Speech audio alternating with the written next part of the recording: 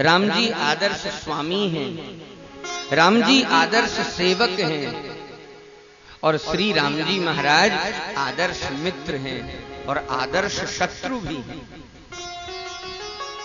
रावण युद्ध में थक गया तो राम जी ने रावण को कहा, भैया तुम युद्ध करते करते थक गए हो, वापस लंका लौट जाओ, अपनी चिकित्सा करवाओ, बल अर्जित करो और कल फिर युद्ध लड़ने के लिए आना। आज हमारी तुम्हारी हो चुकी जितनी लड़ाई होनी थी। ऐसा कौन होगा जो इतनी उदारता रखने वाला हो। श्री राम जी की सुशीलता अत्यद्भुत है। जातियों में निषाद जाति निम्न मानी जाती है, लेकिन श्री रघुनाथ जी ने निषाद को अपना मित्र बना लिया, अपने हृदय से लगा लिया। राम कीन आपन जब ही ते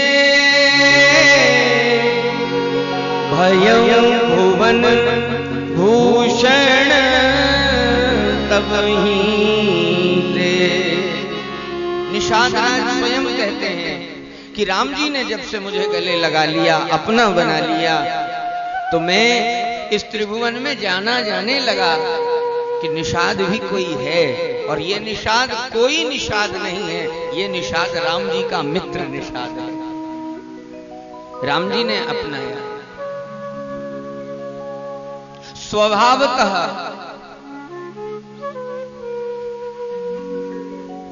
शबरी के आश्रम में भगवान जब गए तो शबरी से भी प्रेम पूर्वक मिले, उसे भक्ति का पक्ष प्रतिपादित किया।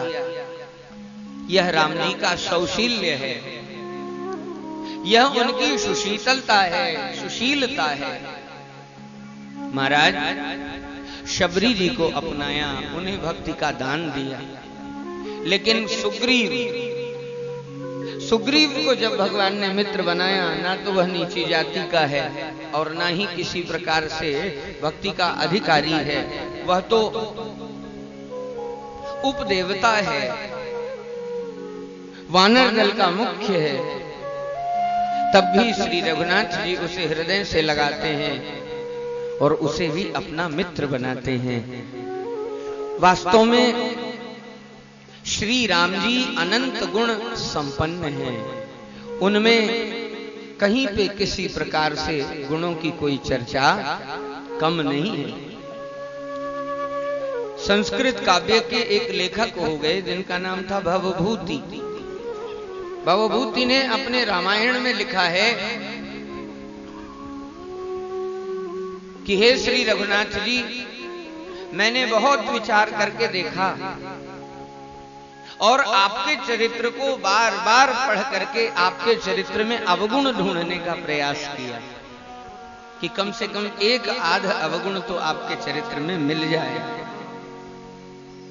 और ढूंढते ढूंढते ढूंढते ढूंढते जब वर्षों व्यतीत हो गए तब जाकर के मुझे एक अवगुण मिला।